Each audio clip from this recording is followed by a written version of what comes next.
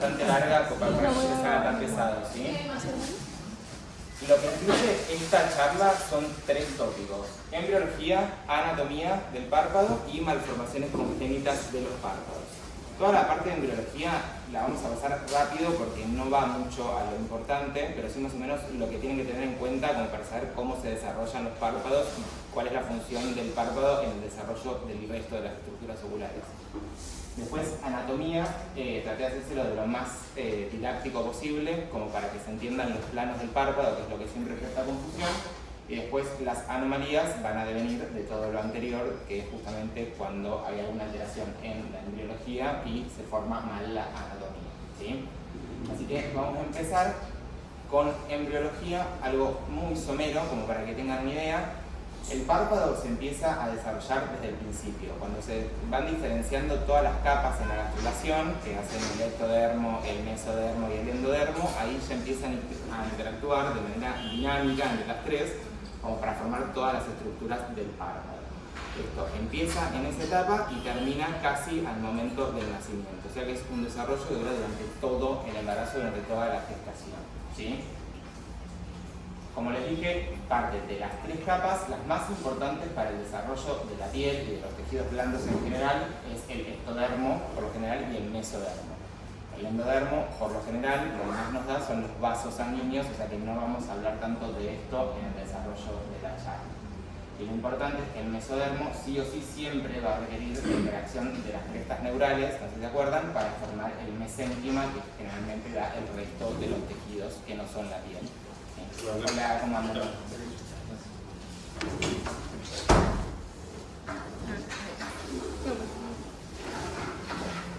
Como les iba diciendo, por lo general las 3 capas interactúan para ir formando todas las capas. La primera capa que se va a formar siempre es la piel, y a partir del epitelio empieza a interactuar con lo que después va a dar el estroma y las capas más profundas, como para poder ir mandando las señales para que se diferencien el resto de los tejidos. Cada semana no es importante para que lo tengan en cuenta, ¿sí? No importa cuándo se forma el canarículo o cuándo se forma la conjuntiva. Lo importante que tienen que tener en cuenta es que a partir de toda esta interacción, yo igual la clase se las dejo para que la tengan, después copian, sacan, con lo que quieran. Les voy a remarcar igual las preguntas como lo más importante, lo que siempre se pregunta, como para que lo tengan en cuenta. Por ejemplo, las preguntas que mandé yo, que siempre me piden que mande. Yo les voy a decir cuando tienen que prestar atención, así ya las van sabiendo. Todo esto no manda ninguna pregunta, pero si lo quieren tener, se los dejo acá. Lo importante en toda la parte de la embriología es que las 3 capas hacen una interacción dinámica. Lo primero que va a ocurrir es la formación de todos los pliegues para que los párpados eventualmente se puedan fusionar. Eso permita una barrera que va a generar la piel para que las estructuras oculares se desarrollen, y una vez que el globo ocular en sí se desarrolla, el párpado vuelve a abrirse, ¿sí? O sea, se cierra para después volver a abrirse. Lo primero que se van a formar son los fondos de saco, ¿sí? Y cuando se van formando los fondos de saco conjuntivales, a partir de acá empieza a desarrollarse la vía lagrimal, que es la clase que van a tener después de la mía, ¿sí? A partir de que esto se empieza a formar, estas aletas que están acá, que básicamente son como los esbozos de los párpados, van a empezar a fusionarse hacia la línea de media para poder dar inicio al desarrollo de todo el resto del globo ocular, como les decía antes. Entonces se empieza a cerrar desde lateral hacia medial por estas estructuras que se llaman filopodios. Esto genera una barrera, que básicamente la función anatómica del párpado durante toda la vida siempre es una barrera justamente para proteger el globo ocular, y lo mismo hace durante la embriología. Hace calor, ¿no? Bueno, y a partir de acá se empiezan a formar todas las estructuras, los músculos, los huesos, el resto de la vía lagrimal, la conjuntiva, etc. ¿Sí? O sea, todo esto es simplemente para que sepan cómo es la dinámica. No importa la semana en cada cosa. En la última etapa, que es ya a finales de la etapa fetal, recuerden que tenemos la etapa embriológica hasta los 8, la etapa embrionaria hasta las 8 semanas, después viene toda la etapa fetal, se empiezan a formar todas las capas del párpado, que ahora las vamos a ver, que es lo que nos va a permitir ver la anatomía del párpado en la vida adulta. Y a partir de acá también se empiezan a formar los músculos extraoculares, ¿sí? Que vienen de toda la porción orbitaria, que son los que van a permitir que se mueva el globo ocular, y uno de los otros músculos extraoculares es el elevador del párpado superior, que ese sí es importante para la clase de acá, que es el que permite que abramos los ojos, ¿sí?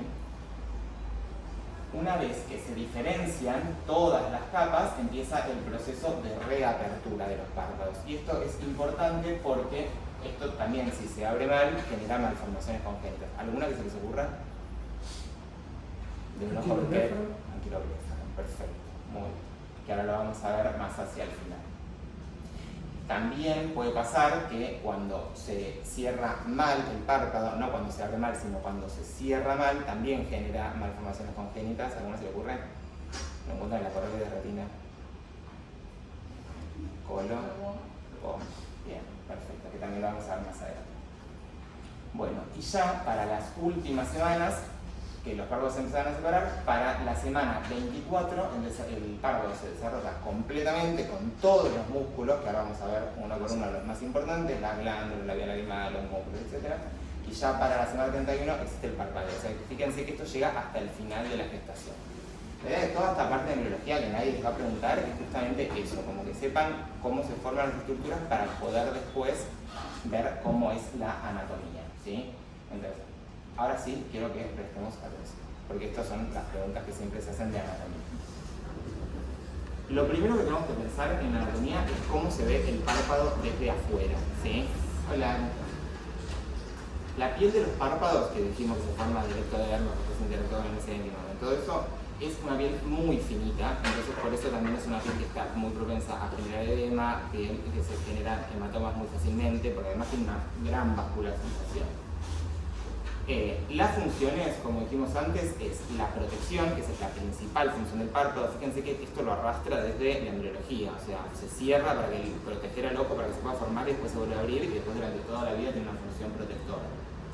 También la distribución y la composición de la lágrima, la distribución por el parpadeo y la composición, ¿por qué? ¿Cómo? Por las glándulas, porque tiene las glándulas sudoríparas, las glándulas que generan mucina, las glándulas que generan sebo, como por ejemplo las de meibomio. Entonces, todas esas glándulas son las que van a ir dando como los ingredientes para que se forme la lágrima. Y una vez que se forma esa lágrima, de alguna manera se tiene que distribuir, que es gracias al parpadeo. También obviamente, bueno, tiene una función estética y también mantiene la posición del globo ocular, ¿sí? Recordemos que del ojo lo único que se ve expuesto, o sea, lo que nos vemos cuando nos vemos al espejo, si no hay una tosis, ¿no? Es el 20% de toda la superficie, o sea, el párpado funciona como estructura de contención también. Entonces, entre las estructuras que vemos a simple vista, lo primero que vemos siempre es el surco orbitario superior, ¿sí? Que está delimitado por el reborde orbitario superior y el pliegue palpebral superior, que lo vamos a ver ahora un poquito más adelante, que es básicamente la limita que se nos forma entre el borde libre hacia arriba, que si se fijan, los bebés por lo general lo tienen poco desarrollado, los asiáticos también lo tienen poco desarrollado, y de hecho es una de las cirugías que más se hace en Asia, la marcación del párpado, por eso también la función del párpado es estética. La hendidura palpebral, que en realidad está mal llamada hendidura palpebral porque hendidura es en el sentido horizontal y en el sentido vertical es apertura palpebral, más o menos mide 3 centímetros, lo es la hendidura, y 1 centímetro lo es la apertura. Eso es lo normal en cualquier párpado que tiene una tosis. Obviamente si hay una tosis, la apertura palpebral va a ser menor. Y eso es importante, creo que van a tener alguna clase de tosis, calculo. Eso es importante porque es lo que establece el grado de tosis. Es una tosis leve, moderada o severa. Y después tenemos las comisuras, que van a ser los cantos, el canto interno y el canto externo. Están formados por la inserción de los tendones cantales, que ahora los vamos a ver, que son dependencia del músculo orbicular. Entonces, ¿qué estructuras da origen al músculo orbicular? Ya tenemos una, es una pregunta, digamos. Esa es los tendones cantales, vienen del orbicular, ¿sí? Que ahora lo vamos a ver. Y siempre el canto externo, por lo general, tiene una inserción un poco más alta que el canto interno. De hecho, lo ven que está así. Esto se llama conformación mongoloide. Si esto está para abajo, lo que es un ojo más triste, es antimongoloide, ¿sí? Y esta inserción nos va a dar también algunas malformaciones cuando se inserta muy abajo, por ejemplo. ¿Alguien sabe cómo se llama cuando se inserta muy abajo? Bueno, vamos a ver después. Se llama euriblephano. Ahora más adelante lo vemos. Bueno, con respecto al borde libre, lo importante que tienen que tener siempre en cuenta, esto para la vida en general, sobre todo para diferenciar si hay una ptosis o una retracción palpebral. El borde inferior siempre está a la altura del limbo, ni abajo ni arriba, tiene que estar a la altura del limbo. Si está más abajo, por lo general hay un estropión asociado, como por ejemplo acá. Ahora, es un caso severo, obviamente, pero hay estropión que muestran la esclera, que se llama escleral show. Entonces, siempre tiene que estar a la altura del borde del mismo.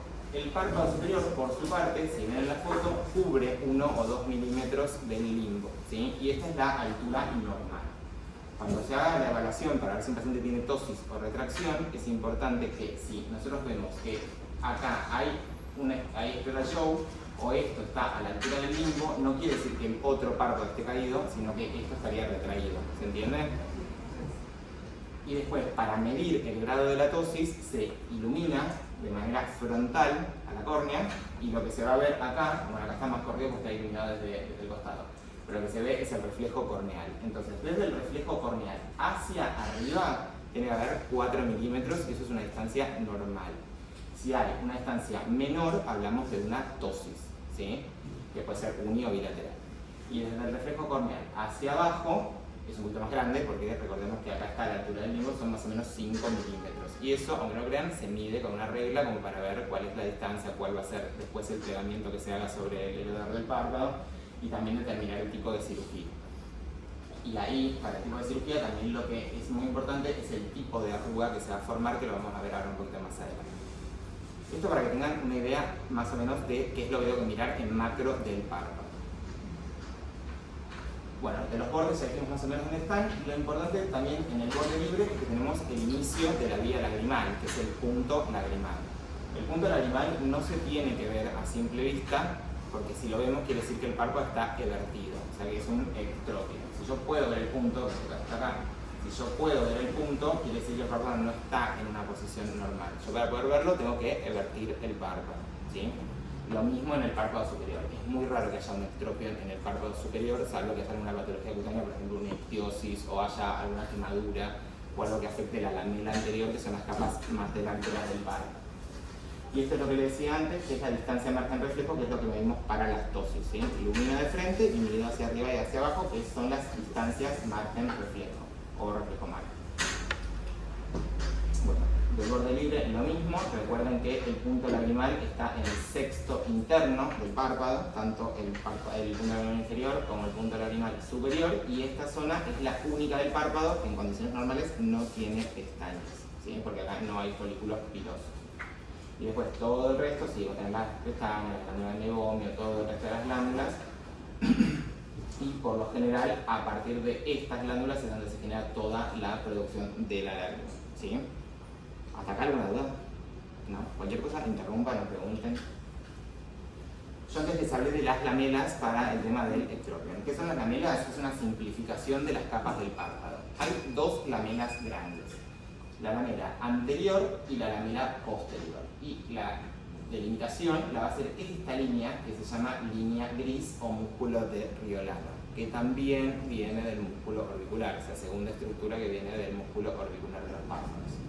Esta línea, que parece insignificante, es muy importante, sobre todo si hacen cirugías de guardia, donde tienen que reconstruir algún párpado, porque el primer punto, cuando hay una lesión en el borde libre, se da en esta línea.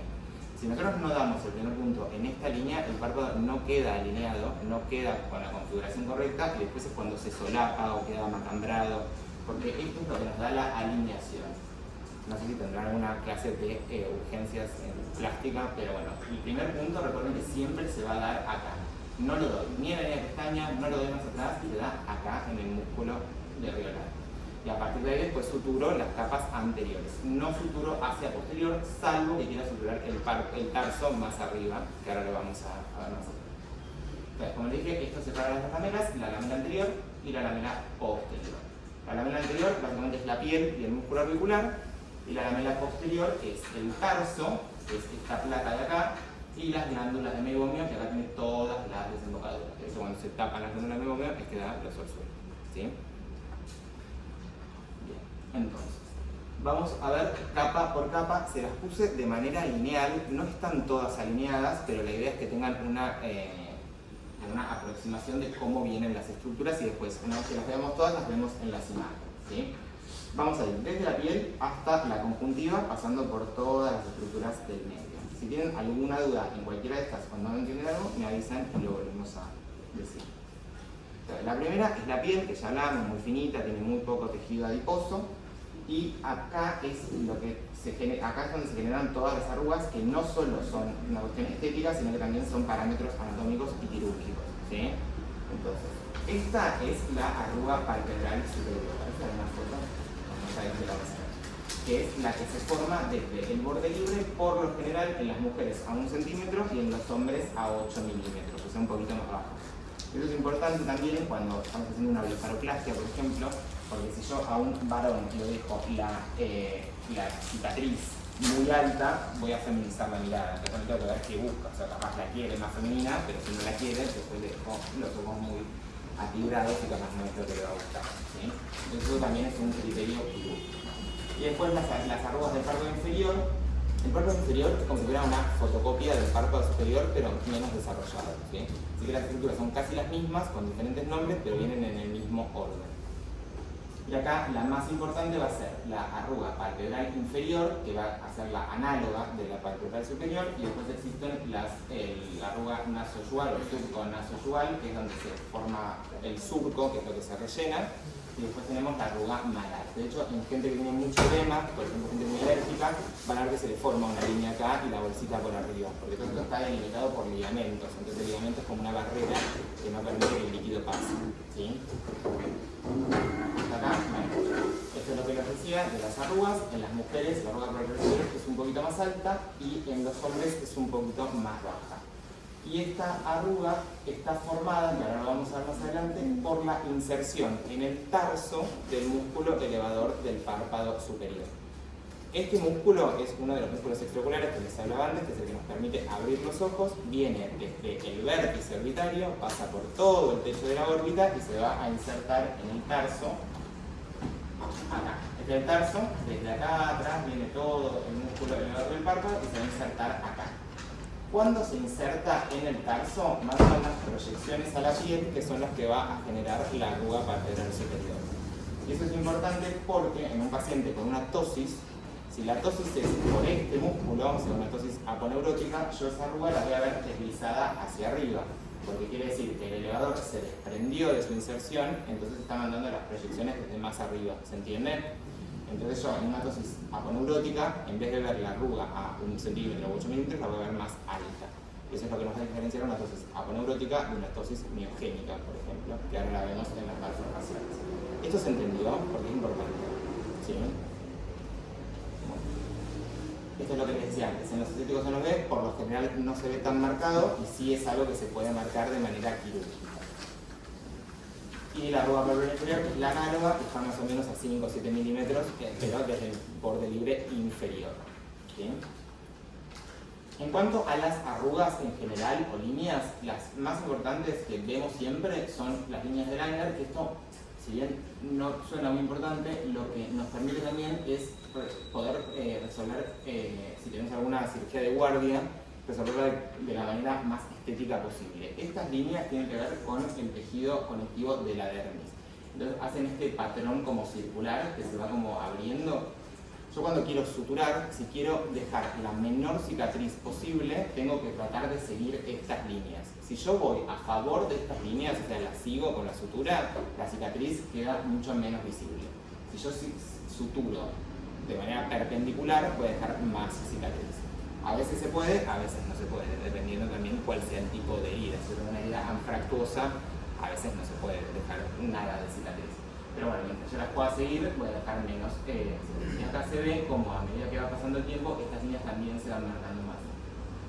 Después las otras que tenemos son las gravitacionales, que son las de la vejez, ¿sí? Que son por los pliegues de la piel, no las del movimiento, sino las del pie, porque se pierde el tejido conectivo, se pierde la elastina, se pierde el colágeno.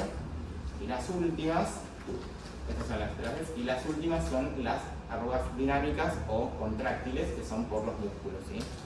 Siempre la arruga se forma de manera perpendicular a la distribución de las fibras del músculo. Entonces, por ejemplo, en la frente, que las fibras van así, las arrugas, bueno, yo no tengo mucho voto, pero si las arrugas que nosotros fruncimos se marcan de manera longitudinal, porque las fibras van así, ¿entienden? Y estas son las únicas que se pueden tratar con toxina botulínica. Todo esto no. Entonces a estas pacientes no se les pone toxina, pues no va a hacer nada, ¿sí? Bueno, hasta acá alguna duda es pie, así que no creo que sea mucha duda. ¿Alguna duda? No. Vamos al orbicular. Ya dijimos dos estructuras que nos da el orbicular. ¿Se acuerdan? Los tendones cantales y la línea gris, un músculo de grano. Perfecto. Bueno, el músculo orbicular es el único músculo protractor de los párpados. ¿Qué quiere decir? Que es el único que cierra los párpados. Después todo el resto los va a abrir, que ahora lo vemos más adelante. Esto es lo que encuentro inmediatamente apenas corto la piel. Recuerden que la piel casi no tiene hipodermis, entonces la piel del párpado, ¿no? Apenas abro, lo primero que voy a ver es el músculo orbicular. Depende de dónde entre, voy a encontrar o la porción palpebral o la porción orbitaria, que es esto. Esto es muy fácil. Cada parte tiene el nombre de la zona donde se apoya el orbicular, ¿sí? Entonces, dentro del palpebral quiere decir que está apoyado sobre el párpado y el orbicular está apoyado sobre, la orbitaria sobre la órbita. Ahora, dentro de la porción palpebral tengo dos porciones. La porción tarsal o pretarsal, que se va a apoyar sobre el tarso, y la preseptal, que se va a apoyar sobre el septum, que ahora lo vamos a ver. Y acá, cuando se va insertando en los rebordes orbitarios, es donde va a darnos los tendones cantales. Todas las partes laterales de las inserciones del auricular van a formar el tendón cantal lateral, ¿sí? Dentro de la región medial es un poco más complicada la inserción porque se divide en porciones profundas y porciones superficiales, que es básicamente cuando va dando todas las ramitas para insertarse en los huesos. Las porciones superficiales forman el tendón cantal medial, que es esto. Y las porciones más profundas son las que funcionan como pseudomúsculos porque con cada parpadeo van contrayendo o comprimiendo la vía lagrimal. Entonces, toda la parte superficial es solamente para la posición del párpado, que son los tendones cantales. La porción profunda de la inserción medial es la que va a tener la función de músculo. Y recuerden que el parpadeo no es que yo dreno la lágrima cuando cierro el ojo, sino que la dreno cuando la abro, porque es por presión negativa, ¿sí?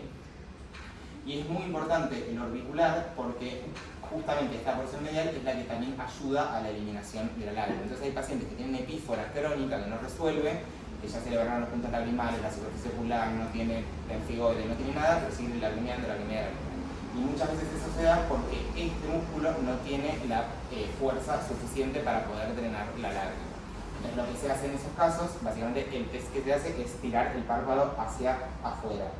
Si yo puedo separarlo más de 1 centímetro, quiere decir que hay una hiperlaxitud en los tendones, entonces lo que tengo que hacer ahí es una tira tarsal, le tengo que ajustar. A su vez, si yo lo bajo y no vuelve solo o tiene que volver con el parpadeo, ahí también le tengo que hacer una tira tarsal porque eso se llama snapback, quiere decir que no vuelve a la posición correcta. ¿Sí? Entonces es un músculo que es importante, además de que permite cerrar el ojo y que si no pudiéramos cerrar el ojo sería un problema. ¿Hasta acá se entendió? Bueno. Todo este músculo, como todos los músculos de la mímica, está inervado por el facial. Por eso cuando hay un paciente que tiene una parálisis facial, tiene un ectropion también. ¿Por qué? Porque este músculo pierde fuerza, no puede cerrar el ojo, entonces se va hacia afuera. ¿Entiendes? Que no quiere decir que esa sea la única causa de ectropion, pero es la más frecuente. Con respecto a esto, desde más interno hacia más externo se va haciendo cada vez más voluntaria la contracción. Entonces, la porción pretarsal es involuntaria. Es, por ejemplo, cuando parpadeamos el viento, parpadeamos porque hay una basurita o lo que sea, lo hace de manera involuntaria. La porción preseptal tiene parte voluntaria y parte involuntaria, y la parte orbitaria es netamente voluntaria, que es, por ejemplo, cuando queremos guiñar un ojo, usamos esto, además de otros músculos de la cara, ¿no? Y esto es lo que les decía antes. Cada porción va a dar sus ramas hacia lateral para dar el tendón cantal lateral y hacia medial, que va a formar el canto interno, o sea, el tendón cantal medial, que son las porciones superficiales, pero las profundas van a dar los pseudomúsculos. En la parte palpebral, este pseudomúsculo se llama músculo de Jones y esto rodea al saco lagrimal.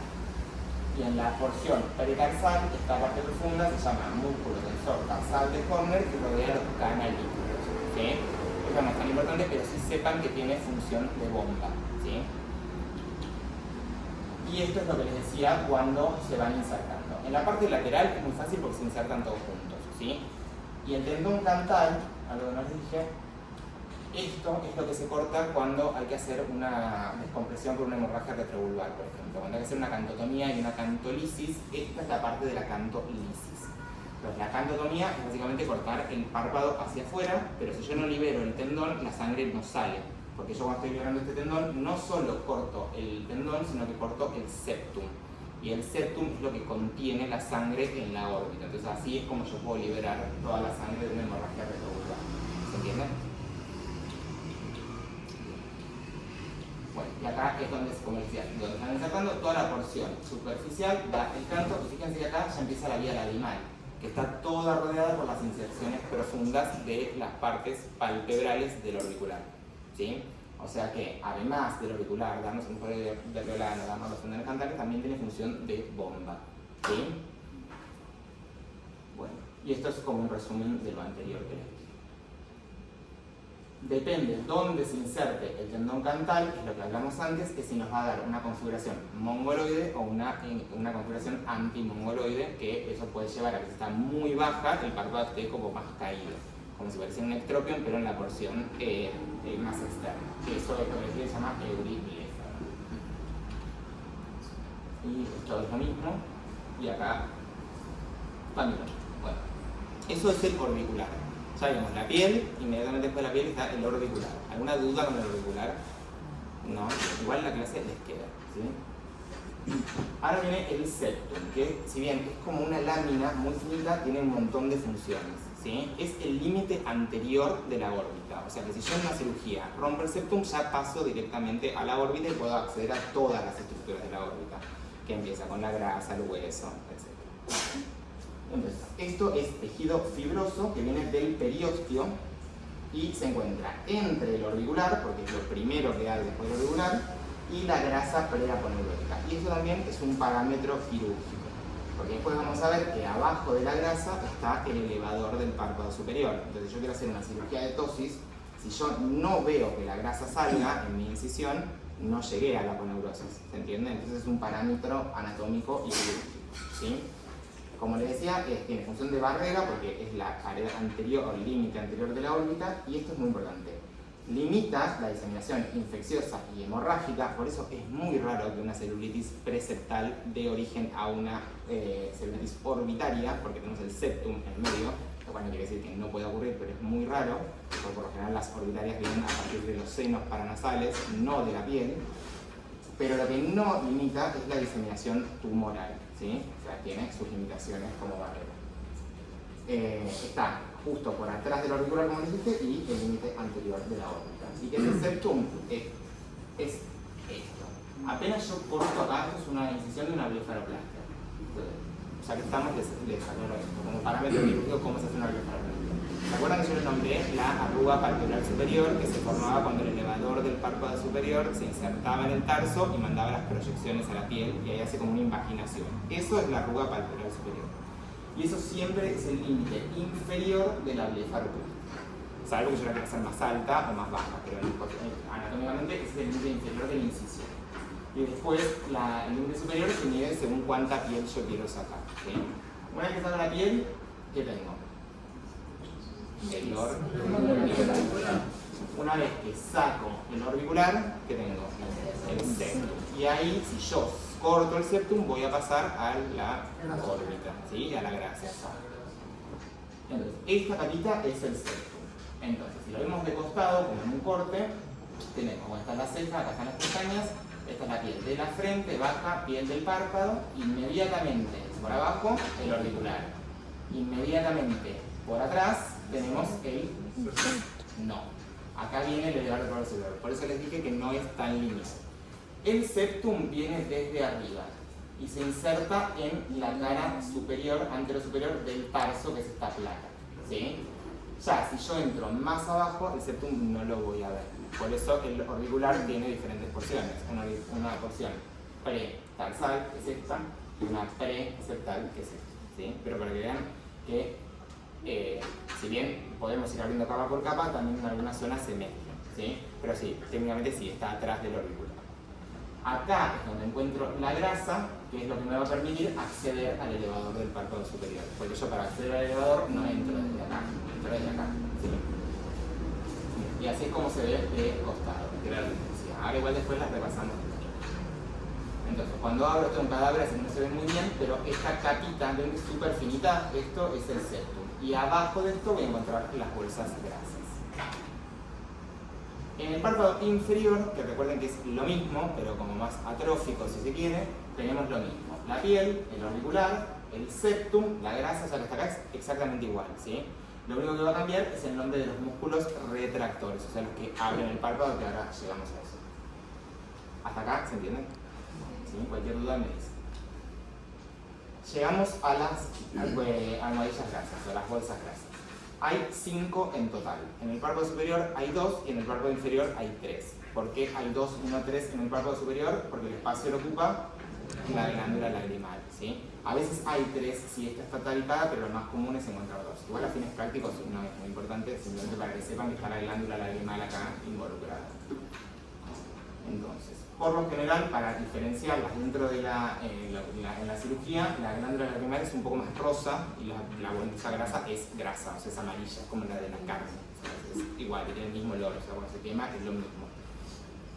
En el párpado superior, como dijimos, tenemos 2 y en el párpado inferior tenemos 3. Y lo importante es que entre la bolsa, entre las bolsas grasas del párpado inferior sale el oblicuo inferior, ¿sí? Entonces hay que tener cuidado cuando evolucionamos, cuando hacemos una blefaroplastia inferior, de no comernos el oblicuo, porque si no va a haber diplotismo, ¿sí? Y si alguien se va a hacer algo estético después de doble, no sería un problema también. Bueno, acá se los puse también. También todas estas están separadas por el septum y la medial también está dividida por el oblicuo inferior, que es lo que les mencionaba antes, así que hay que tener cuidado, ¿sí? Nada, esto es a modo. Bueno, y ahora vamos a los retractores. La bolsa grasa, calculo que no hay ninguna duda porque es grasa nada más. Lo importante que tienen que tener en cuenta es que es un criterio quirúrgico, ¿sí? Es un parámetro quirúrgico.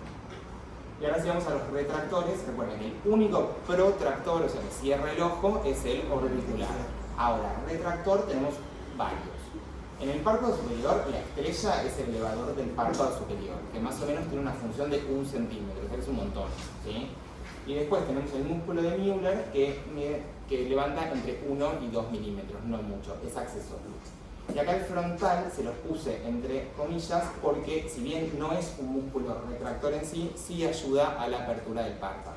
Y esto por ejemplo lo vemos mucho en pacientes que tienen tosis, que se ayudan del frontal para poder abrir los ojos. Y eso se llama compensación frontal. Van a ver inclusive que si es una tosis unilateral, tienen muchas más marcadas las arrugas de una de mi cara que de la otra, ¿sí? Y acuérdense también que el frontal es el único músculo que en cierto punto juega a favor de la belleza, en el sentido de que es el único que levanta. Todos los otros músculos de la cara van hacia abajo, el frontal es el único que levanta. Entonces si nosotros tenemos un paciente que tiene mucha dermatochalasis o que ya tiene una tosis y le ponemos toxina y nos pasamos con la toxina, vamos a acentuar esa tosis porque es el único músculo que la va a ayudar, ¿sí? Bueno, y después en el párpado inferior, como les dije, que es básicamente lo mismo, tenemos los análogos, ¿sí? El análogo del elevador del párpado superior es la fascia capsulopalpebral, que no es un músculo en sí, es una fascia, y lo que usa es la inervación del recto inferior para poder funcionar. Y el músculo tarsal inferior es análogo al músculo de Müller. El elevador del párpado está inervado por el tercer par, rama oftálmica del tercer par. El músculo de Müller, ¿cómo? No escucho, pero bueno, simpático. Y el músculo tarsal inferior también va a estar inervado por el sistema simpático, ¿sí? Por eso, bueno, ahora más adelante. Bueno, el elevador del párpado, como dijimos, ¿dónde está? Inmediatamente después de la grasa. Perfecto. Está inervado por el tercer par y tiene dos porciones. La porción muscular, que es la que nace en el vértice orbitario, y la porción aponeurótica, que es la que se va a insertar en el tarso, ¿sí? Y aparte, la diferenciación entre las dos porciones es muy clara porque es el ligamento de Whitner, que es cuando empieza a cambiar de color. O sea, pasa de rojo a como perlado. y lo que quiere decir es el único músculo extraocular que nace en el vértice y no se inserta en el globo, porque todo el resto de los músculos que nacen en el vértice orbitario sí van al globo ocular, ¿sí? Y ahí están todos los agujeros, los monas simpáticas, todo lo que vale, los nervios que van pasando por los ojos. Esto es lo que les decía de antes. Este es el elevador del párpado superior. Viene la parte muscular desde atrás, pasa por todo el techo de la órbita y en un punto hace como un repliegue y empieza la aponeurosis. La aponeurosis es lo que se va a insertar en el tarso y esto es lo que en una tosis yo después tengo que ir a plegar o suturar para que vuelva a funcionar, ¿sí? Se hace un plegamiento. Salvo, por ejemplo, si yo quiero hacer en una tosis muy severa y tengo que hacer una resección supramáxima, me voy a la parte muscular, ¿sí? Entonces hago como todo un repliegue para poder insertarlo de nuevo. Para todo músculo, por ejemplo en estrabismo o en plástica, si yo lo pliego, aumento la función. Si yo lo corto, disminuyo la función, ¿sí? Y eso lo van a ver los cálculos cuando tengan estrabismo en las reglas. Pero como les dije, tiene la porción muscular que viene del vértice, más específicamente del ala menor de los fenoles, va hacia adelante y se inserta en el tarso. Cuando se inserta, da las proyecciones y forma el pliegue palpebral superior, que también se llama pliegue de la belleza. Y otra función que tiene, cuando va a dar, cuando forma el ligamento de Whitnall, hace como unas aletas para insertarse en el reborde orbitario, tanto nasal como lateral, y la parte lateral va a dividir la glándula lagrimal en la porción palpebral y la porción orbitaria, ¿sí? Recuerden que la porción orbitaria es la que produce toda la lágrima y la porción palpebral es la que la va eliminando porque tiene todos los ductos, ¿sí? Entonces yo quiero tomar una biopsia de la glándula lagrimal, ¿de qué porción consideran que la tendría que tomar? ¿De la palpebral o de la orbitaria? De la orbitaria, porque si yo tomo la biopsia de la parte que tiene los ductos, voy a inhibir toda, o sea, no voy a permitir que la glándula se drene. En cambio, si yo tomo la parte de la porción orbitaria, el resto de la porción orbitaria sigue funcionando. Bueno, acá es lo que les decía, que cuando se va a insertar hacia lateral, divide la glándula lagrimal en los dos lóbulos, ¿sí? Y esto es lo otro que les decía, que cuando se va a insertar en la placa tarsal, da unas proyecciones hacia la piel y forma el pliegue palpebral superior, ¿sí?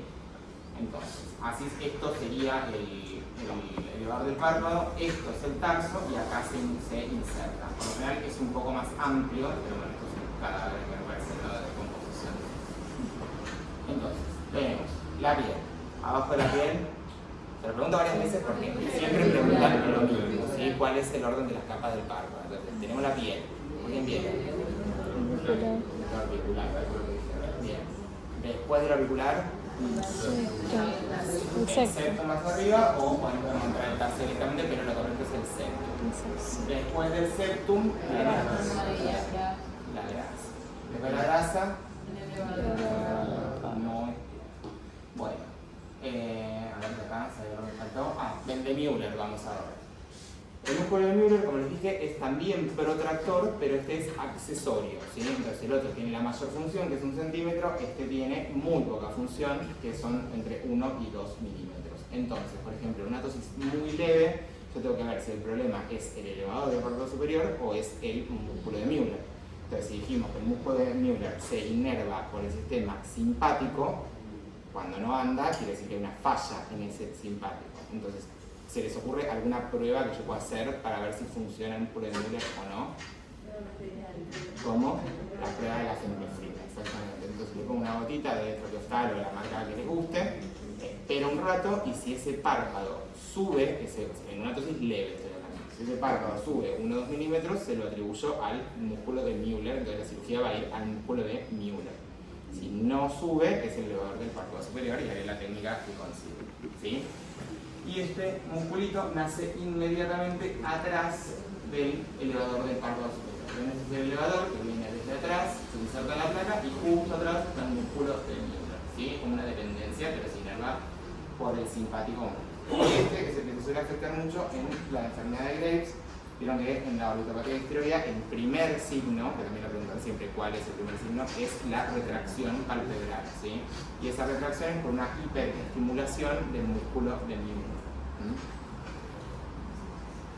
También cuando no hay una inervación acorde, tenemos el síndrome de Horner, y fíjense que la ptosis es uno de los criterios diagnósticos principales del síndrome de Horner, ¿sí? Por el tumor de Pancoast-Tobías y todo eso, cuando no funciona toda esa parte.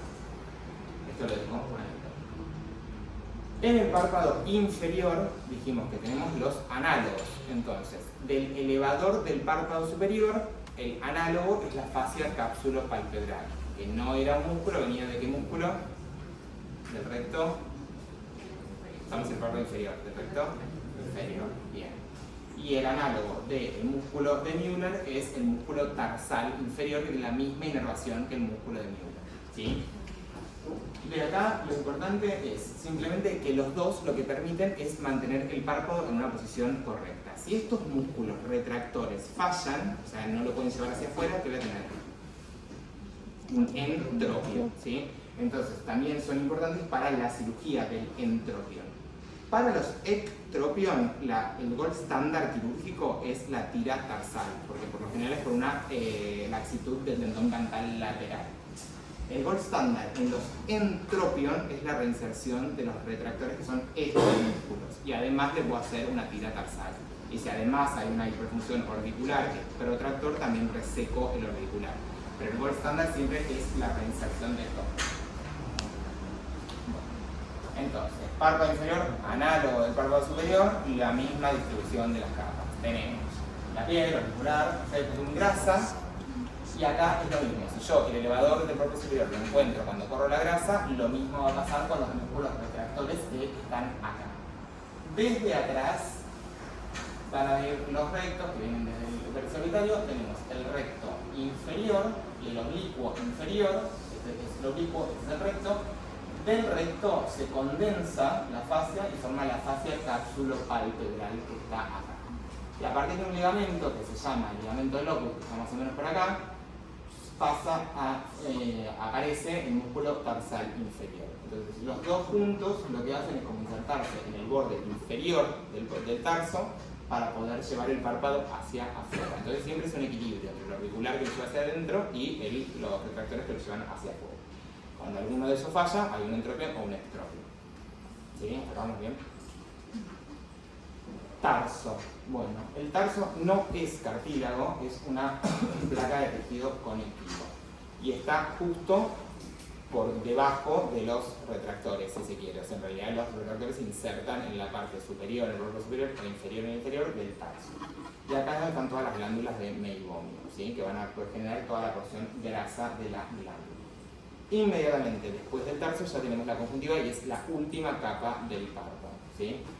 Más o menos, el tarso superior mide 1 centímetro de alto y el otro mide más o menos entre 3 y 5 centímetros. Es lo mismo, tiene una glándula, o sea, ahí surgen los folículos pilosos, bueno, todo, pero más rudimentario que el párpado superior.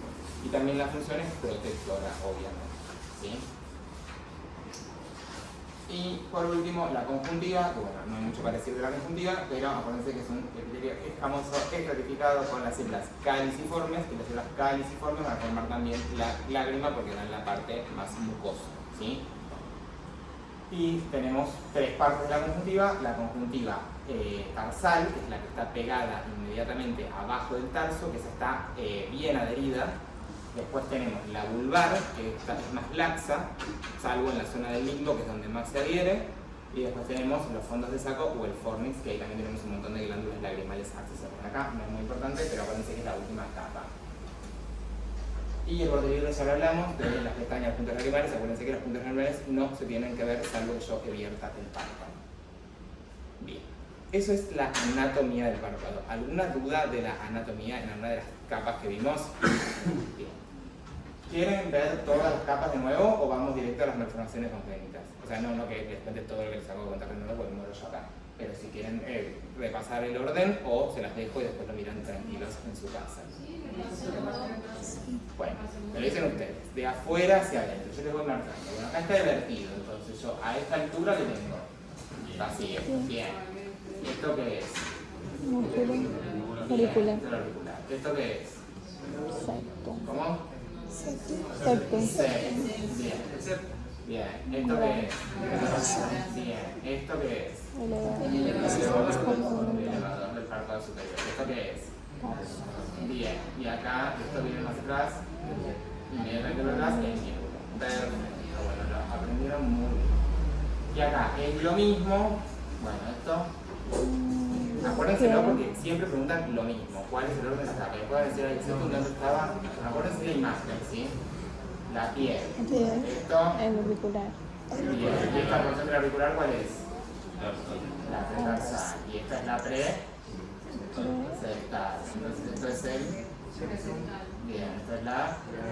Perfecto. Esto es el... ¿Cómo? El oblicuo inferior. Bien, porque acuérdense que el oblicuo inferior está directamente relacionado con las bolsas grasas, ¿sí? El resto está más atrás. Esto es la fascia capsulovertebral, esto es el músculo tarsal inferior. Acá está el ligamento de Rockwood, más o menos, y acá está el otro musculito. Y la conjuntivitis. Bueno, muy bien, perfecto, aprendieron un montón. La irrigación, no voy a hablar de la irrigación, lo único que tienen que saber es que están conectados los dos sistemas carotídeos, ¿sí? El sistema de la carótida interna y el de la carótida externa. Y lo único que quiero que sepan es que el párpado está muy suplido de vascularización.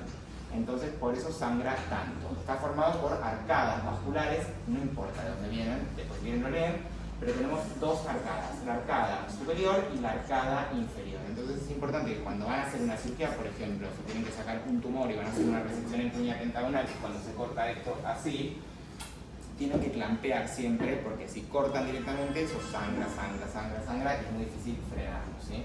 Entonces acuérdense que está muy vascularizado, por eso es raro que haya una necrosis en los párpados, salvo que hagan un injerto, que ahí sí hay más chances, porque los injertos no tienen pedículo.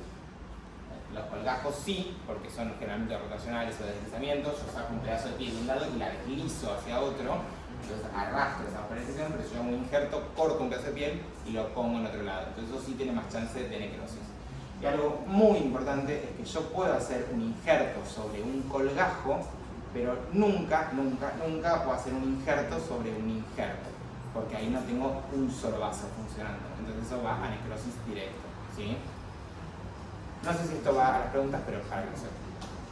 Bien, bueno, y después lo último, el sistema venoso no importa, y el sistema linfático, simplemente recuerden que la mayoría del párpado superior, los dos tercios laterales, drena al ganglio preauricular y el tercio interno al submandibular y a la inversa en el párpado inferior. Por eso, en las conjuntivitis, por ejemplo, por adenovirus o conjuntivitis muy fuertes, tenemos las adenomegalias preauriculares o submandibulares, ¿sí? Porque todo va a drenar para esa zona.